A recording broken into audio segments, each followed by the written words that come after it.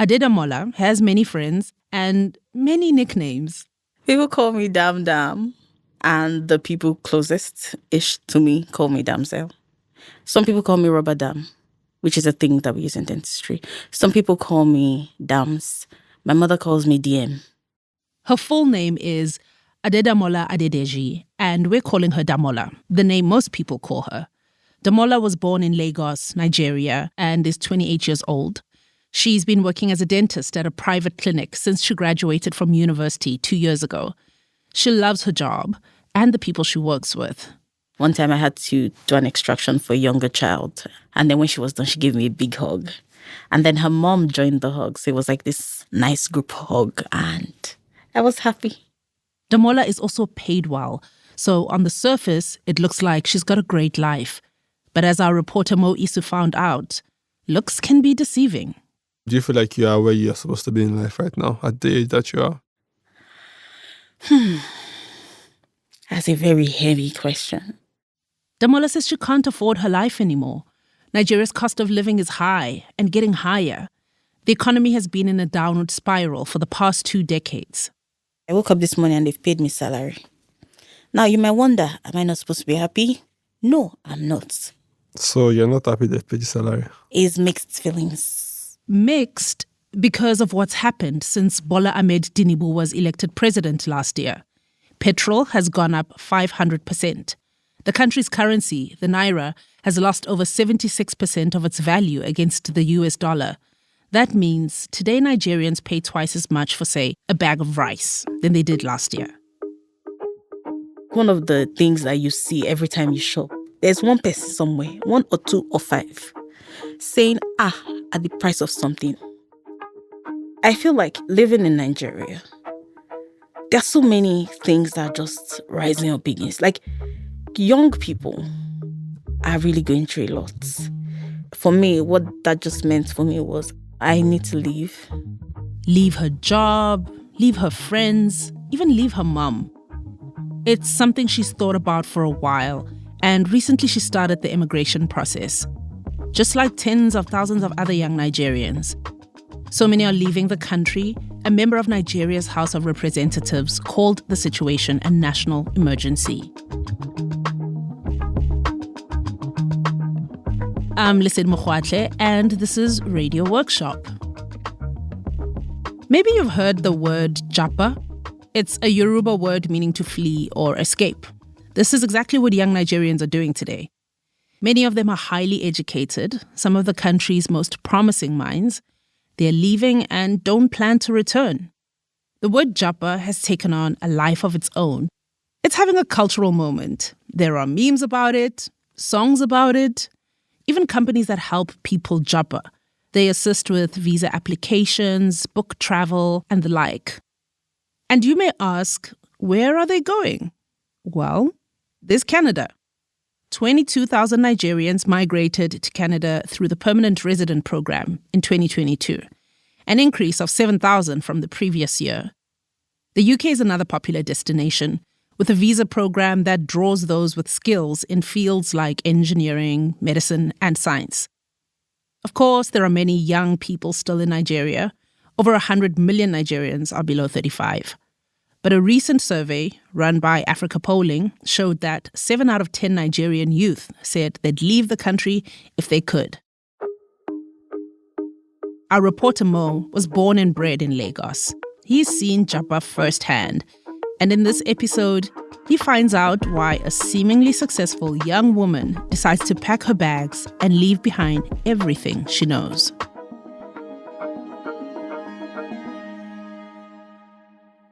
Let's talk about your childhood a little bit. Like, where did you grow up in Lagos? What was growing up like for you? So for me, right, you have to understand that we were middle class, possibly even upper middle class. But somehow, I don't know when, but we became a lot lower than middle class. Damola grew up in Lagos in the early 2000s. At that time, Nigeria was a young democracy with a promising future. Damola has 3 siblings. Her dad was a doctor, her mom a biology teacher. Her dad owned 2 hospitals, and her mom often traveled to Dubai on business. They had a car and a driver. They owned the house they lived in. Essentially, a lot of signs pointed to the fact that financially, her family was doing well. But as she grew up, that changed. Nigeria changed. Nigeria was so beautiful. Everything was so easy. There was electricity. We have pipe-borne water from government. That's Damola's mum, Mrs. Taibat Adedeji, remembering what Nigeria was like growing up in the 70s. But these days, Damola's Nigeria doesn't have stable electricity or a functioning central water supply. Young Nigerians like Damola have to make their own plan. A fuel-powered generator keeps the power on, and a borehole in the backyard provides water. Damola believes strongly that the Nigeria her parents grew up in and the one she currently lives in are two completely different countries. Take, for instance, the fact that Damola's dad was about her age when he started his first hospital. If I stay in Nigeria, you think I'll be able to start my practice based on the way things are going? You tell me. I can tell you for a fact that I'll have to take the amount of loan that my father could only dream of to start it because I don't have it. I don't. Damola's career as a dentist feels almost inevitable. Every single one of her siblings works in healthcare. There's a pharmacist, a medical researcher, and a doctor. From a young age, Damola dreamt of being a doctor like her dad. As a child, I used to sit down on the arm of my father's chair while he sees patients. Damola studied dentistry, not just because it's in the family's DNA, but in Nigeria, healthcare is one of the most sought-after professions. The entry-level salary for a doctor is more than double Nigeria's minimum wage, about 160,000 naira a month. At today's rate, that's about $100. So growing up, Damola expected that a life in healthcare meant she would be financially secure. But she's found the reality to be different. Why is my tangerine 1,000? The orange one, the nice, juicy, sweet one. The fruit. Yes. It's paining me because yesterday I tried to buy it and they told me it was 1,000 for one and I still bought it 500 2 weeks ago. You're not being serious though. Do you think I'm joking? 1,000 naira. 1,000. For one For tangerine. one. 1,000 naira. What have I done to deserve 1,000 naira tangerine? Who am I to eat 1,000 naira tangerine? Damola is convinced leaving Nigeria is her only option. She's done. At medical school, she saw a lot of doctors leave the country soon after they graduated. She says they finished medical school, board a plane with a degree in hand, and japa. I knew that I wanted to also leave when I saw that they could leave as well. If there's a way to leave, why not? According to Nigeria's Association of Medical Doctors, most doctors in Nigeria have plans to leave. More than 3,000 left the country in the past 3 years. Damola's sister was one of them. She left for the UK in 2023. Then Damola's younger brother moved to Glasgow that same year to pursue a master's degree. Many of these doctors say they are leaving because of bad pay, long working hours, and rundown medical facilities. They are frustrated with the government's mishandling of the economy and the skyrocketing cost of living. But there's another reason so many young Nigerians are leaving now. Let's go! Let's go! Let's go! In October of 2020, young Nigerians took to the streets in droves to protest against a unit of the Nigerian police called the Special Anti-Robbery Squad, also known as SARS. The unit became notorious for its use of force against young people. The End SARS protests lasted 10 days. It was the largest revolt in Nigeria since its return to democracy in 1999. For many of the protesters, it was a moment of hope. Change could happen. But the protests did not end in change. They ended in violence. See, they are releasing fire. Jesus! No problem! No problem! Everyone sit down, sit down! This was a breaking point for many young people. But then we are saying we are not docile. In the aftermath of EndSARS, immigration numbers spiked to the point of concern for some Nigerians. Experts raised the alarm of a brain drain, like in this TV interview with the Honorable Philip Agbese, a member of Nigeria's House of Representatives. Mr. Agbese, earlier today you moved the motion on the floor of the Green Chamber asking that Japa syndrome be declared a national emergency. What exactly informed your action? The issue we raised today is to actually address the remote cause of people migrating the way they do from Nigeria to other parts of the world. For instance, doctors, are leaving. These are our best brain. Nurses are leaving. They are not leaving because they are going for further studies. They are leaving because we have a living condition that is not suitable for them in the country here. While some lawmakers are trying to find ways to keep young people from leaving, for others, well, it's more complicated. We can't hold anybody back, honestly. Dr. Tope Fasua is an economist and the special advisor to the president on economic affairs. He says young people are abandoning their country. People seem to think very little about stuff like patriotism, stuff like heritage, The implications are so many, but indeed it's a reality, is what it is. Dr. Fasua says young people are leaving. They're japaing because they've lost hope in their country. They're tired of waiting and hustling. They want success now.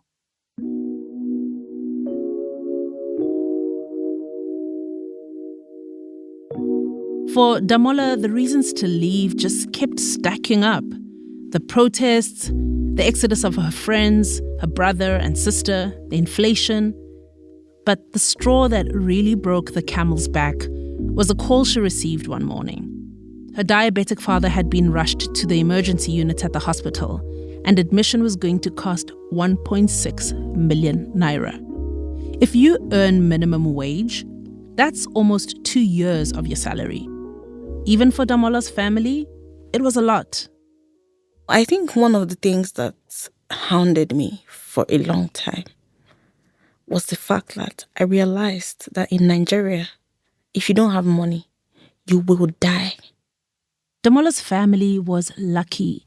They managed to raise the money and her father was treated and discharged within a few weeks. But some months later, in January 2024, her father died. Damola's heart was broken. My life changed. Everything actually just changed. I feel like I eat different. I sleep different. I breathe different. Everything is actually really different. You have no idea. Damola was more than ready to leave Nigeria at this point. She'd already started her immigration application and she was headed to Canada. Or so she hoped. You are the Most High King.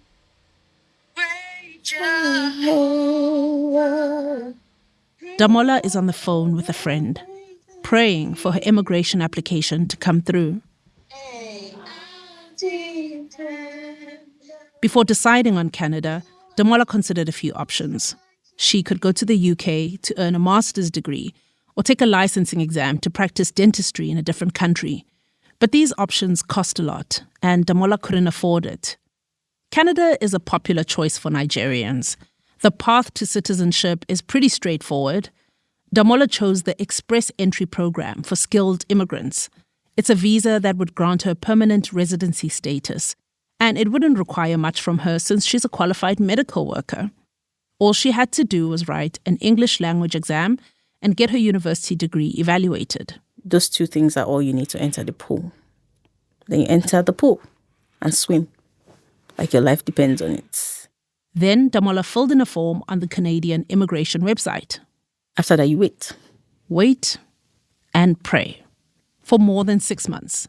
I've been waiting. I'm still waiting. How do you feel to be waiting? I hate it. Yeah. I don't like it.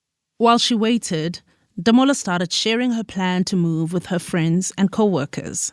So for me, as the clinical director, it's a bittersweet feeling, right?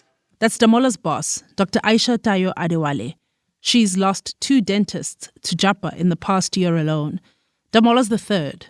There's a 4th on the horizon.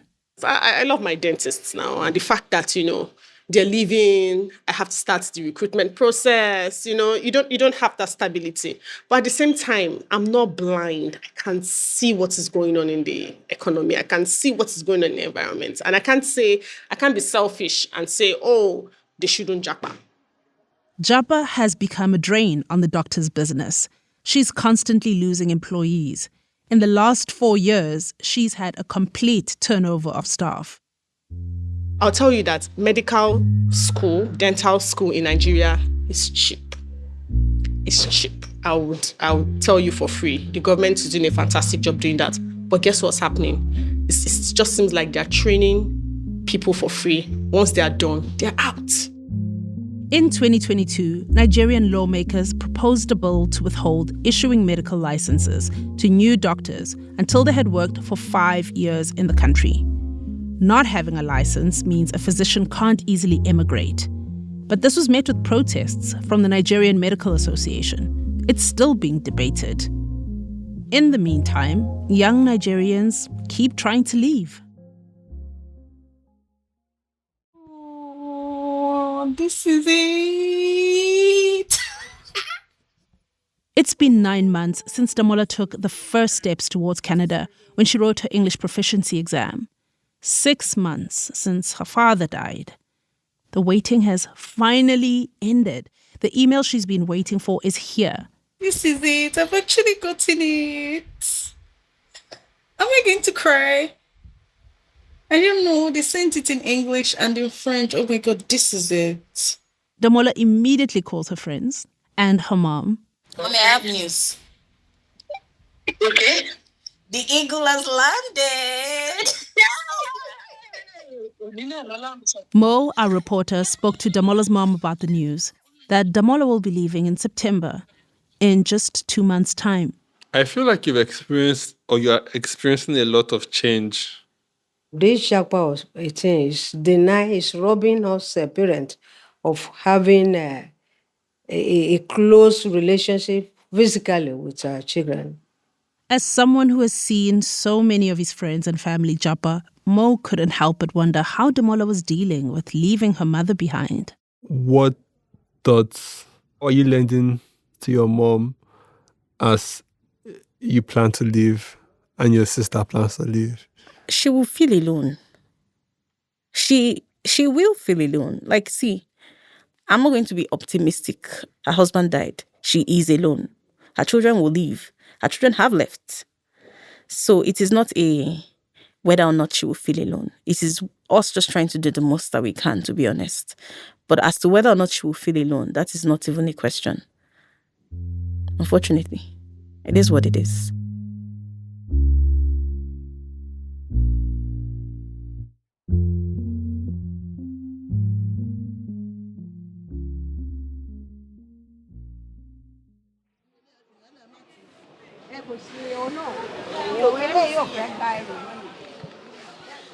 Murtala Mohammed International Airport in Lagos is always busy. There are long and winding queues and the usual amount of organized chaos. The air conditioners are fighting a losing battle against the humid Lagos heat. Damola's mom and her sister Lola are by Damola's side to see her off. Why is he not moving? What are you doing? I'm trying to redistribute my luggage.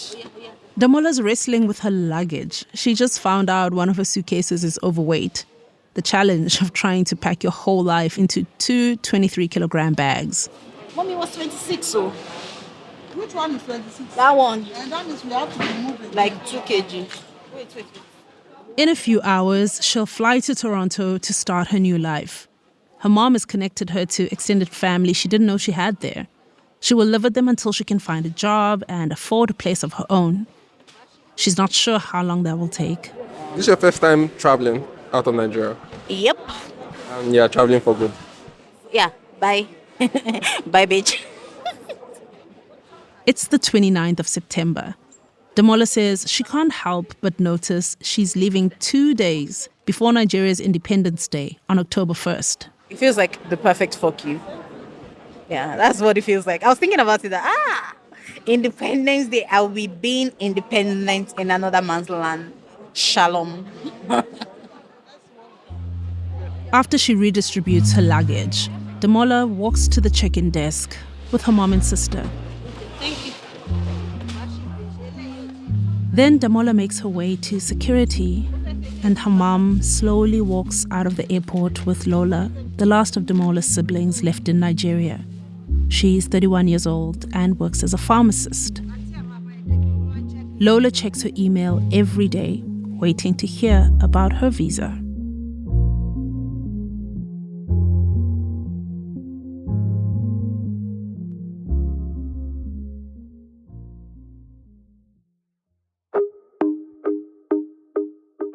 This story was reported and produced for Radio Workshop by Mo Isu, with the support of assistant producer Elejaze Gengan. Rob Rosenthal and I edited this podcast. Original music by Kamani Sambu at Edible Audio in Cape Town. Sound engineering by Joe Jackson and Mike Rayfelt. Joe Jackson is our managing producer. Mike Rayfelt is our executive producer. Additional clips from Sky News and Adiola Fayehun. This episode and the work of Radio Workshop would not be possible without the support of Luminate, the Doc Society, the Shin Creek Trust, the Anne Levy Charitable Trust, the SCP Foundation, and Pam and Bill Michaelczyk. Find out more about what we do and support our work at radioworkshop.org.